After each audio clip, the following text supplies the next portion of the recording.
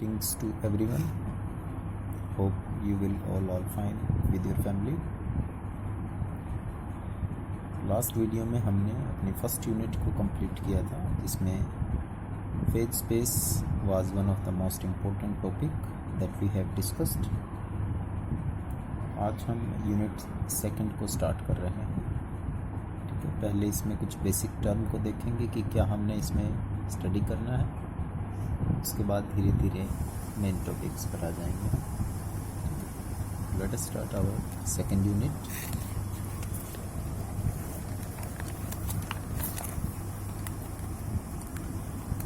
Our second unit is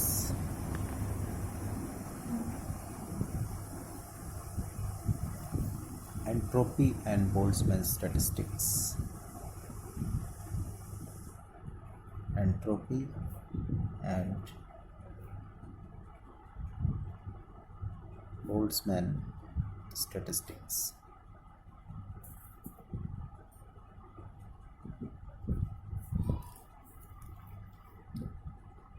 first unit को आपने ठीक ढंग से कर लेना है. उसमें उसके न्यूमेरिकल हैं, कॉन्सेप्चुअल क्वेश्चंस जो भी आ सकते हैं उसमें पॉसिबल हैं. ठीक है, क्योंकि अब आपके पास टाइम एनफ है. अगर फिर भी किसी को डाउट रहते हैं तो वो आप मैसेज करके आप पूछ सकते हैं मुझे. तो जो ये सेकंड यूनिट है, इसके अंदर हम कुछ एक्सप्रेशंस फाइंड आउट करेंगे. ठीक है, एंट्रोपी के, बोल्ट्जमैन स्टैटिस्टिक्स के. तो सबसे पहले हम डिस्कस कर रहे हैं postulate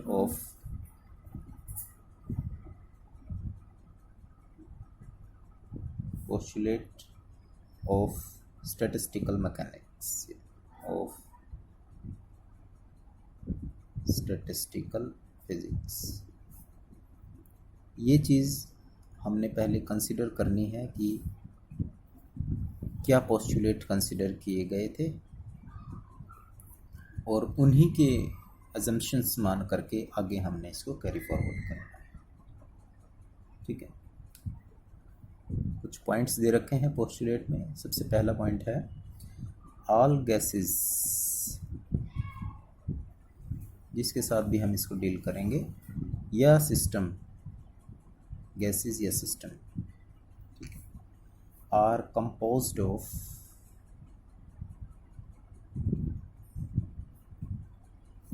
large number of molecules which are in state of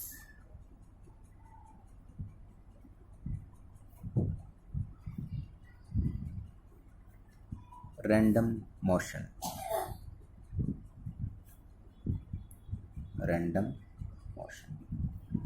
ठीक है, फर्स्ट पोस्टुलेट क्या है कि जो भी हम सिस्टम ले रहे हैं, ठीक है, सिस्टम की फॉर्म में हम गैसेस को कंसिडर करेंगे. उसके अंदर लार्ज नंबर ऑफ मॉलिक्यूल्स होंगे और वो large number of molecules randomly move कर रहे हैं डिफरेंट डायरेक्शंस के अंदर. ठीक है.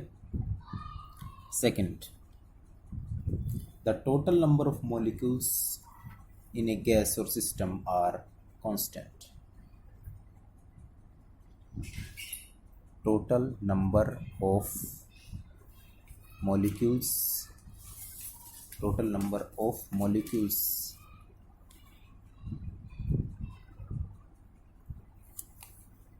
in gas is constant. Constant है, कहने का मतलब चाहे वो नंबर कितने ही हो, ठीक है, लेकिन उनकी संख्या कांस्टेंट रहेगी. N1, N2, N3 और जितने भी पार्टिकल्स हो सकते हैं, ठीक है, are the number of particles या molecules in different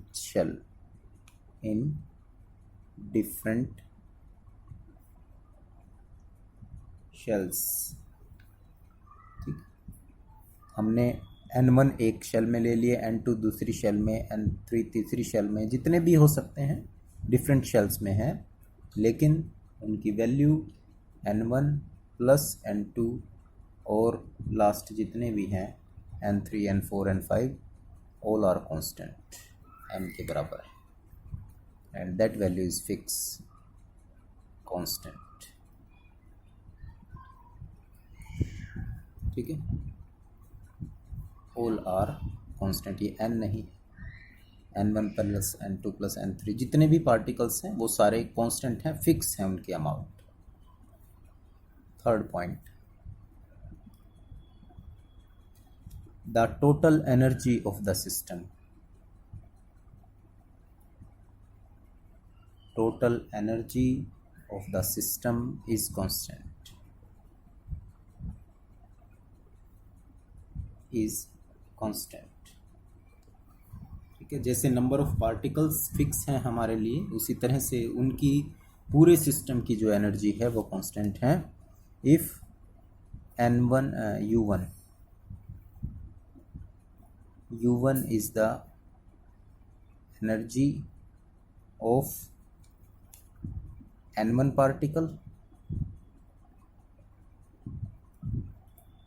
u2 is the energy of n2 particle, then first की एनर्जी ये हो गई, सेकंड की एनर्जी ये हो गई, और सारे जितने भी हैं सब की एनर्जी कांस्टेंट हो गई u के बराबर, फिक्स है ये वैल्यू। ठीक है, तीन मेन पॉइंट तो ये हो गए। ठीक है, पहला क्या है कि जो भी हम सिस्टम ले रहे हैं वो लार्ज नंबर ऑफ पार्टिकल्स का होगा और जो रैंडमली मूव कर रहे हैं। दूसरा, नंबर ऑफ मॉलिक्यूल्स या गैस पार्टिकल जितने भी हैं वो सारे के सारे फिक्स रहेंगे, और टोटल एनर्जी पूरे सिस्टम की भी कांस्टेंट रहने वाली है। अगर एक की u1 है दूसरे की u2 है तो total energy of the system will remains constant. ठीक है, number 4,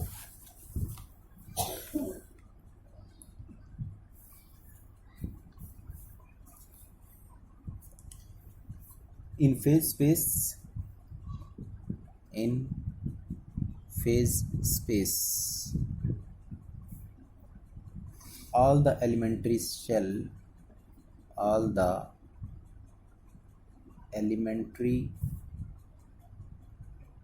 shells are of equal size, are of equal size। कल हमने फेज स्पेस की बात की थी। ठीक है, तो फेज स्पेस में जितने भी हम कंपार्टमेंट्स बनाएंगे या सेल्स बनाएंगे वो ये मानकर चलना है कि सारे के सारे इक्वल साइज के हैं। नंबर 5, जब इक्वल साइज के हैं तो उनमें नंबर ऑफ मॉलिक्यूल्स जो भी जाएंगे वो भी प्रोबेबिलिटी के हिसाब से इक्वल रहेंगे। The probability of events that are equally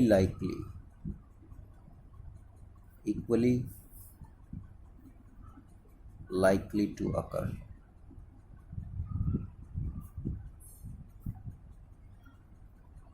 are equal।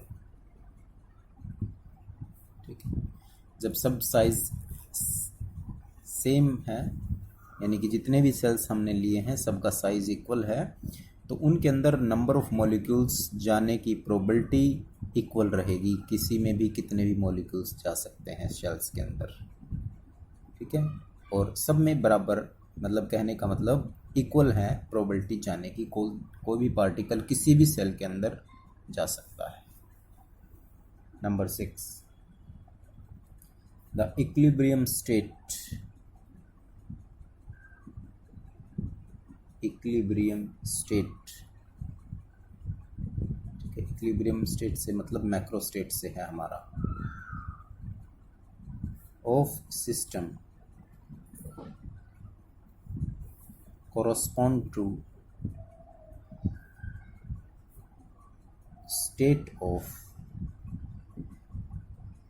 maximum probability, maximum probability.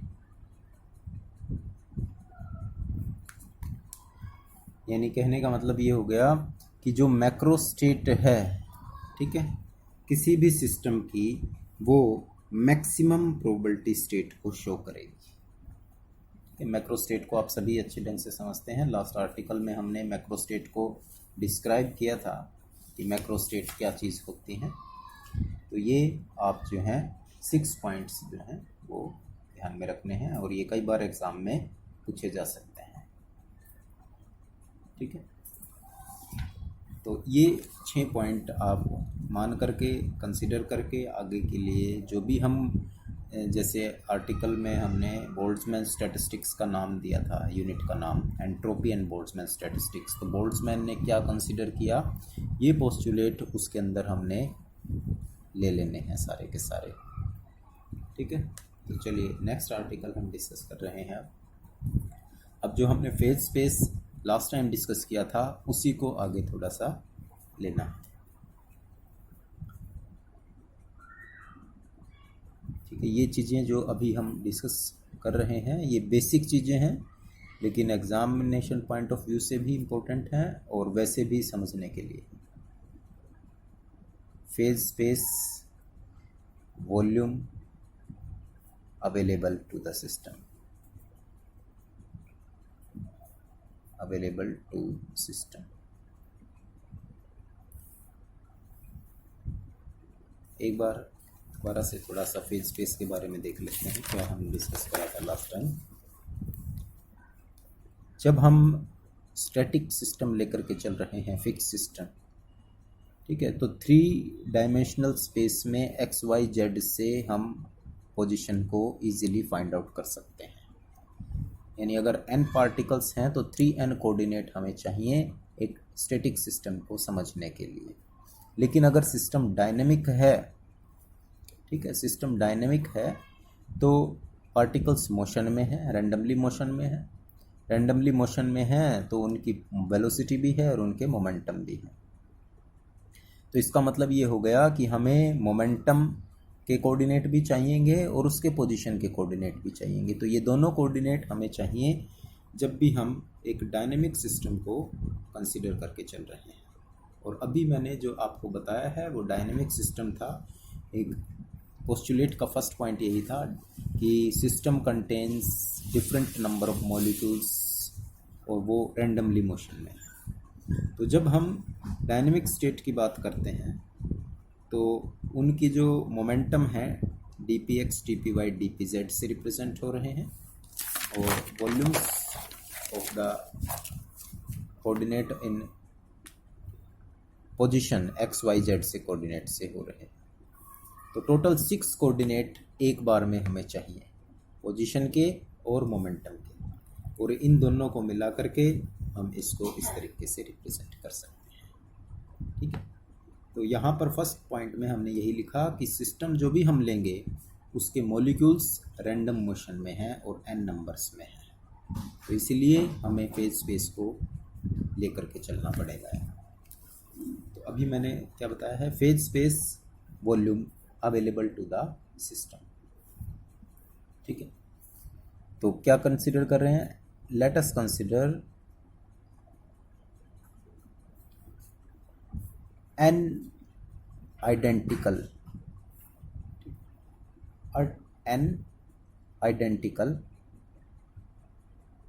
but distinguishable, एक जैसे हैं लेकिन अलग अलग पहचाने जा सकते हैं।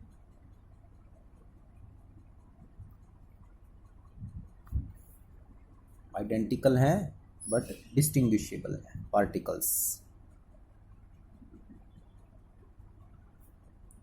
ठीक है। और वो कंटेंड हैं, कंटेंड इन ए वॉल्यूम,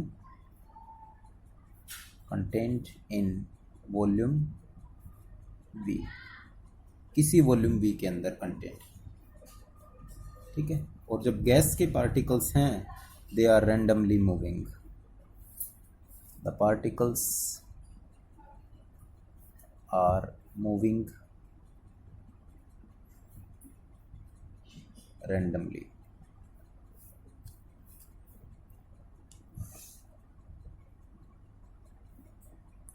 ठीक है। और वो जैसे हमने एक कंटेनर ले लिया है, उसके अंदर डिफरेंट n पार्टिकल्स हैं, जब वो रैंडमली मूव कर रहे हैं तो आपस में भी स्ट्राइक कर रहे हैं, वो साथ के साथ वॉल ऑफ द कंटेनर के साथ भी स्ट्राइक कर रहे हैं, ठीक है। और इस वजह से due to this they are changing their position and momentum continuously.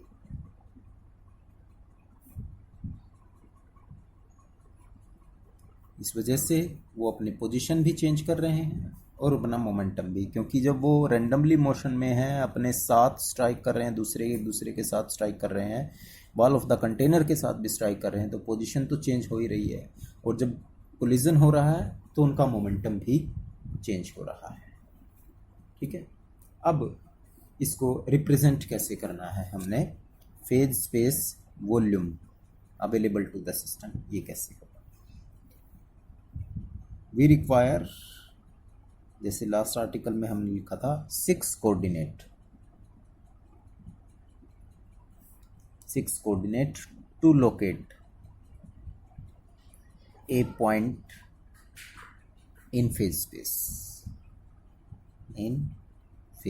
Space. 6 coordinate हमें चाहिए होते हैं। और 6 कौन से कोऑर्डिनेट होते हैं, वो x, y, z position, px, py, pz momentum, ये 6 कोऑर्डिनेट हमें चाहिए किसी भी एक पॉइंट को फेज स्पेस में लोकेट करने के लिए। And the point are called phase point, इनको हम फेज पॉइंट का नाम दे देते हैं, ठीक है। और हमारे पास कितने पार्टिकल हैं, n पार्टिकल हैं। We have n particle, thus the motion of n particles in a system require या equivalent to motion of n phase point. जब n पार्टिकल मूव कर रहे हैं तो उसके लिए हमें n फेज पॉइंट की जरूरत पड़ेगी, ठीक है। n फेज पॉइंट चाहिए, तो हमें निकालना है वॉल्यूम अवेलेबल कितना होगा उनके लिए, ठीक है। To calculate volume available,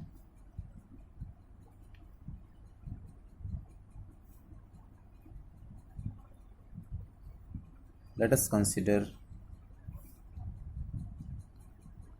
a small volume element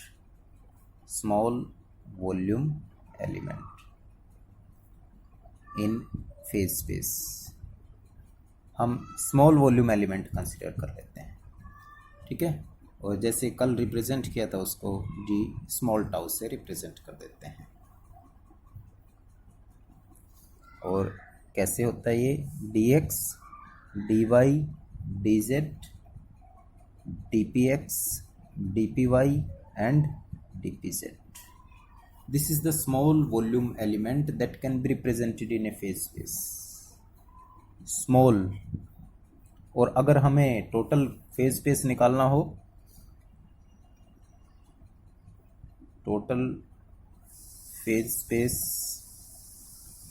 volume available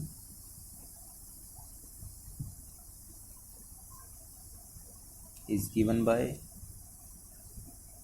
तो क्या करेंगे, इसका इंटीग्रेशन कर देते हैं, डी टाउ का integration, this is equal to 3 coordinate position के हैं, 3 मोमेंटम के हैं, तो इंटीग्रेशन भी 6 रहेंगे, 1 2 3 4 5 6, dx dy dz dpx dpy dpz.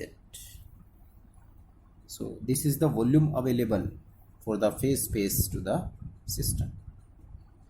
और इसको थोड़ा सा चेंज करके भी हम लिख सकते हैं.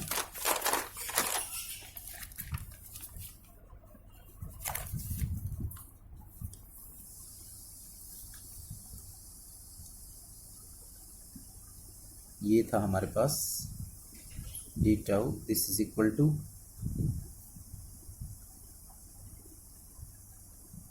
टी एक्स डी वाई और डी जेड, तीन को एक साथ इंटीग्रेशन में रख दिया, इनटू में D P x D P Y और डी पी जेड, इन तीनों को एक साथ रख दिया. और ये किस चीज़ को रिप्रेजेंट करता है? X into y into z, total volume. So we can write this d v. और ये रिप्रेजेंट करता है वॉल्यूम मोमेंटम स्पेस को. तो इसको आप, वैसे तो जनरली मैंने कल डी पी लिख दिया था, ठीक है, लेकिन सभी बुक्स में इसको कैपिटल टाउ से रिप्रेजेंट हो रहा है, ठीक है. आप ऐसे ही लिख लें ताकि कंफ्यूजन ना हो कि बुक्स में किस तरीके से है और यहाँ किस तरीके से. And this is small tau.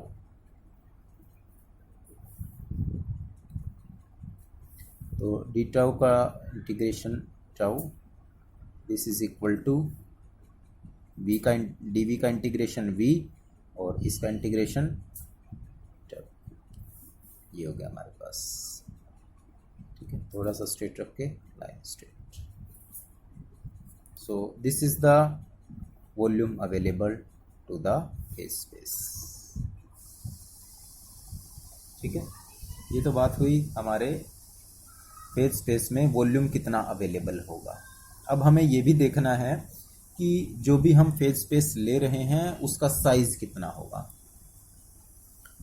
Size of the phase space shell, important है ये भी. अभी मुश्किल इसमें अभी तक कुछ ऐसा नहीं आया जो आप लोग की समझ में ना आए.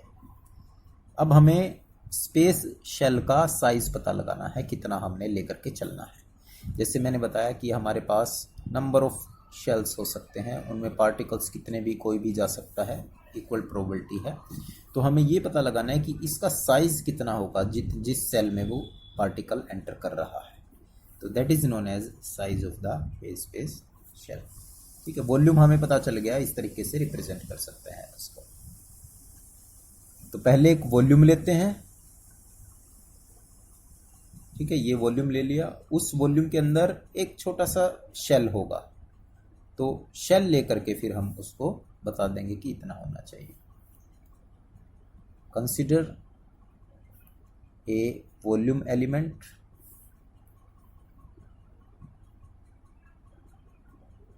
having position coordinate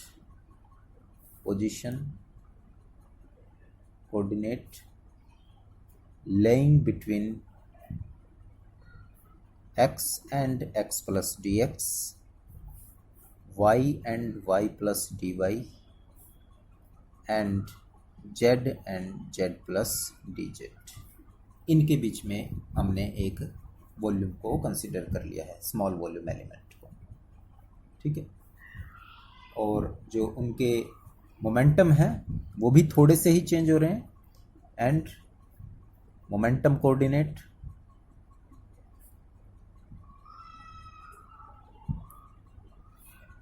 P x and दूसरे का क्या है, p x plus d x, p y and p y plus d y, और p z and p z plus d z, ठीक है.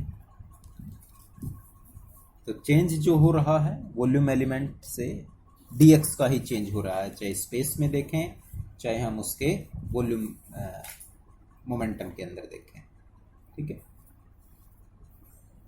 तो वॉल्यूम इन पोजीशन स्पेस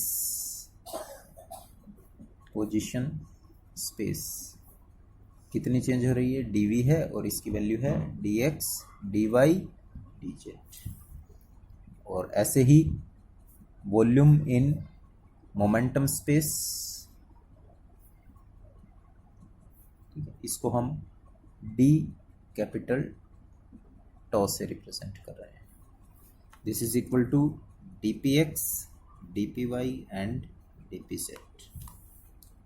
ठीक है, और हमने अभी अभी फाइंड आउट किया था कि d P x, D P y, d z इन सब का मल्टीप्लिकेशन वॉल्यूम के बराबर आता है। The product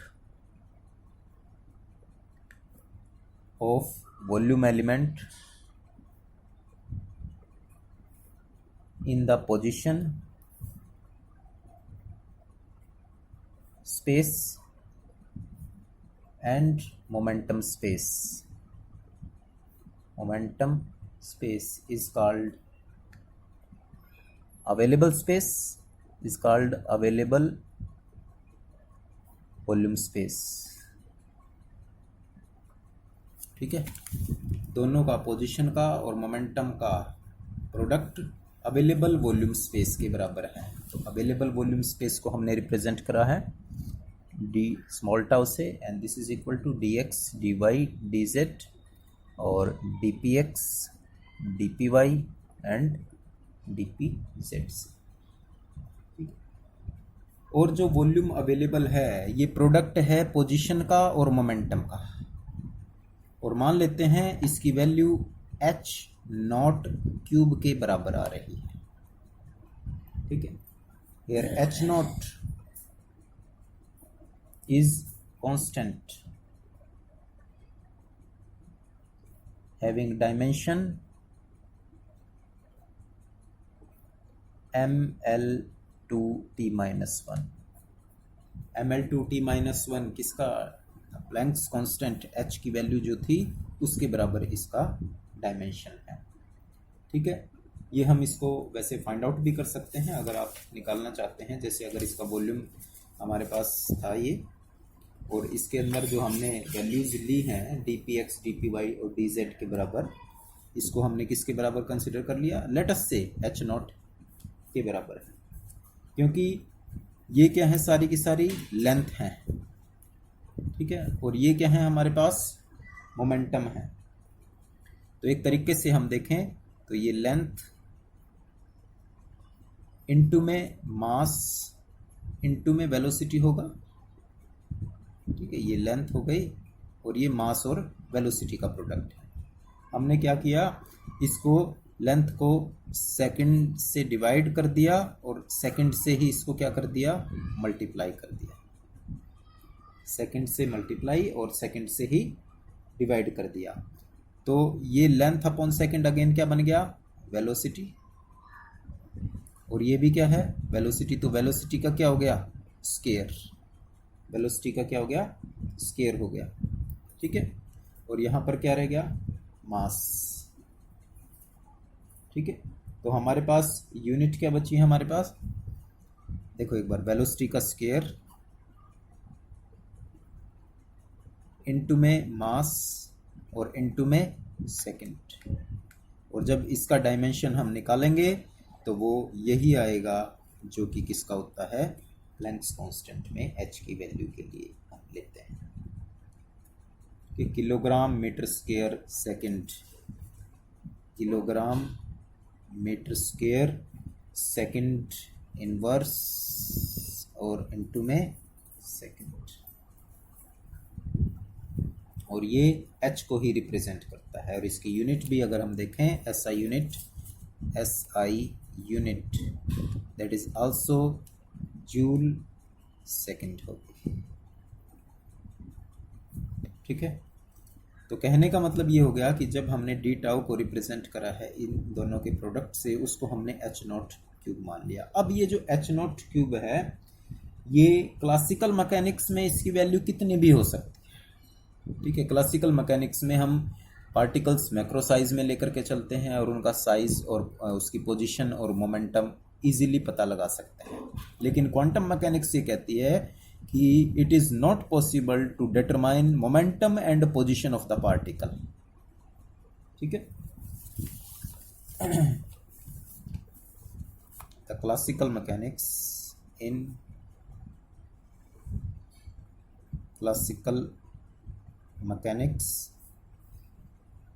it is approaches to zero, h naught cube approaches to zero, ये अप्रोच कर सकती है ज़ीरो को, यानी हम इतना छोटा भी ले सकते हैं कि ये जीरो के बराबर हो जाए, ठीक है।